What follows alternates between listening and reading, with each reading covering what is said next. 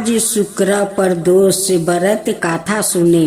प्राचीन समय में एक ब्राह्मणी रहती थी जो पति की मृत्यु के बाद अपना पालन पोषण भिक्षा मांग कर करती थी। एक दिन जब वो भिक्षा मांग कर लौट रही थी तो उसे रास्ते में दो बालक दिखाई दिया। ब्राह्मणी वो दोनों बालक को अपने घर ले आई। जब वो दोनों बालक बड़े हो गए तो ब्राह्मणी दोनों बालक को लेकर ऋषि संडिल के आश्रम चली गई, जहाँ ऋषि संडिलिया ने अपने तपोबल से बालकों का बारे में पता कर कहा, हे देवी, या दोनों बालक विदर्भ राजा का राजकुमार है। गंधर्व नरेश का आक्रमण से इनके पिता का राजपाट छीन गया है। ब्राह्मणी और राजकुमारों ने विधि विधान से प्रदोष व्रत किया। फिर एक दिन बड़े राजकुमार की मुलाकात अंशुमति से हुई। दोनों एक दूसरे को चाहने लगे। तब अंशुमति के पिता ने राजकुमार की सहमति से दोनों की शादी कर दिया।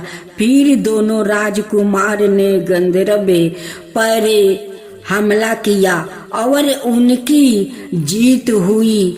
बता दे कि इस युद्ध में अंशुमति के पिता ने राजकुमारों की मदद की थी। दोनों राजकुमारों को अपना सिंहासन वापस मिल गया और गरीब ब्राह्मणी को भी एक खास स्थान दिया गया, जिससे उनके सारे दुख खत्म हो गया। राजपाट वापस मिलने का कारण प्रदोष व्रत था, जिससे उन्हें संपत्ति मिला और जीवन में खुशहाली आ गई। विष्णु भगवान की जय हो, विष्णु भगवान की जय हो। आज शुक्रवार का दिन प्रदोष व्रत कथा सुने। विष्णु भगवान की जय हो, विष्णु भगवान की जय हो। एक नगर में 3 मित्र रहा करते थे। एक छात्री राजकुमार, एक ब्राह्मण कुमार और तीसरा धनी पुत्र राजकुमार। और ब्राह्मण कुमार विवाहित थे। धनी पुत्र का भी विवाह हो गया था, लेकिन गौना शेष था। एक दिन तीनों मित्र स्त्रियों की चर्चा कर रहे थे। ब्राह्मण कुमार ने स्त्रियों की प्रशंसा करते हुए कहा, नारीहीन घर भूतों का डेरा होता है। धनिक पुत्र ने यह सुना तो तुरंत ही उसने अपनी पत्नी को लाने का निश्चय कर लिया।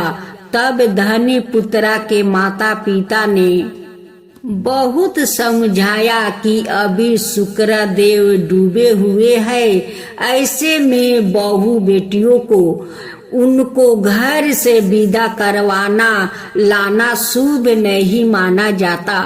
लेकिन धनी पुत्र ने एक नहीं सुनी और ससुराल में पहुंच गया। ससुराल में भी उसे मनाने की कोशिश की गई, लेकिन वो जिद पर अड़ा रहा और कन्या के माता पिता को उनकी विदाई करनी पड़ी।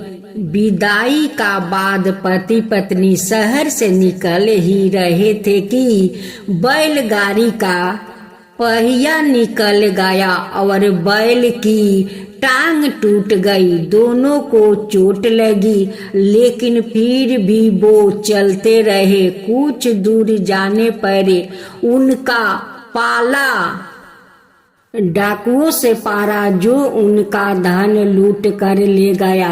दोनों घर पहुँचे। वहाँ धनिक पुत्र को सांप ने डांस लिया और उसके पिता ने वैद्य को बुलाया तो वैद्य ने बताया कि वो 3 दिन में मर जाएगा। जब ब्राह्मण कुमार को यह खबर मिली तो वो धनिक पुत्रा के घर पहुंचा और उसके माता पिता को शुक्र प्रदोष व्रत करने की सलाह दी और कहा कि इसे पत्नी सहित वापस ससुराल भेज दो। धनिक ने ब्राह्मण कुमार की बात मानी और ससुराल पहुंच गया, जहां उसकी हालत ठीक होती गई, यानी शुक्र प्रदोष के महात्म्य से सभी घोर कष्ट दूर हो गया।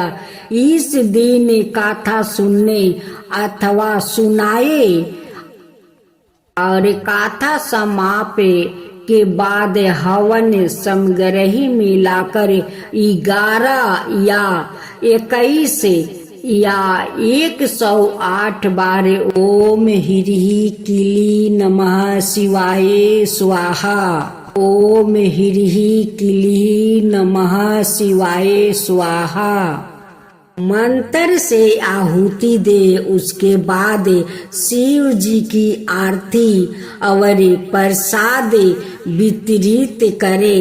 उसके बाद भोजन करे। कहा जाता है कि शुक्रवार को प्रदोष व्रत सौभाग्य और दाम्पत्य जीवन में सुख समृद्धि भर देते हैं। यही कारण है कि आज के प्रदोष व्रत का काफी खास माना जा रहा है। शुक्रवार का दिन पड़ने वाले इस प्रदोष व्रत से सुख समृद्धि मिलती है। भगवान भोलेनाथ की जय हो, भगवान भोलेनाथ की जय हो। भगवान शंकर को पति के रूप में पाने हेतु माता पार्वती कठोर तपस्या कर रही थी। उनकी तपस्या पूर्णता की और थी। एक समय वहां भगवान के चिंतन में ध्यान मगन बैठी थी। उसी समय उन्हें एक बालक का डूबने की चीख सुनाई दी।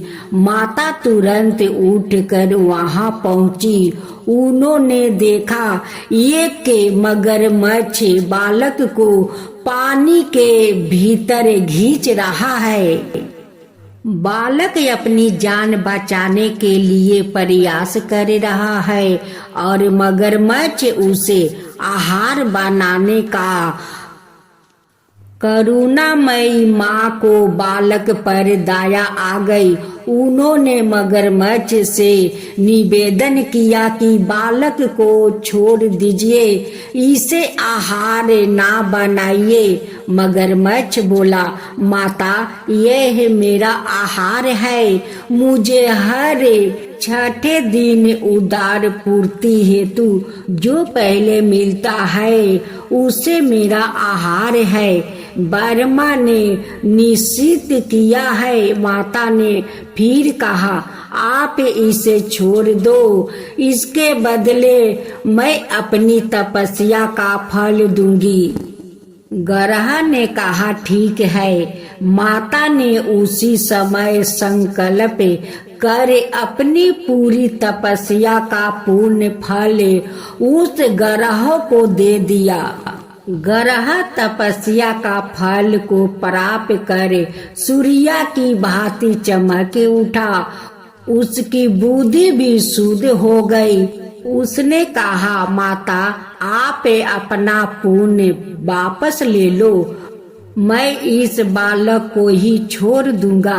माता ने माना कर दिया और बालक को गोद में लेकर ममता माही माता दुलारने लगी। बालक को सुरक्षित लौटाकर माता ने अपने स्थान पर वापस आकर तप शुरू कर दिया। भगवान शिव तुरंत ही वहां प्रकट हो गए और बोले, पार्वती अब तुम्हें तप करने की आवश्यकता नहीं है। हर प्राणी में मेरा ही वास है। तुमने उस ग्रह का तप का फल दिया है, ओ मुझे ही प्राप्त हुआ है। अत तुम्हारा तप फल अंत गुना हो गया है। तुमने करुणा बस दरबीत होकर किसी प्राणी की रक्षा की। अंत में तुम पर प्रसन्न हूँ और तुम्हें पत्नी रूप में स्वीकार करता हूँ। कथा का सारांश यही है कि जो परहित की कामना करता है उस पर परमात्मा की असीम कृपा होती है। जो व्याकृत असहायों की सहायता करता है, दयालु प्रेमी करुणाकारी होता है, ईश्वर उसको स्वीकार करते हैं। यह गाथा शिव पुराण में उल्लेखित है।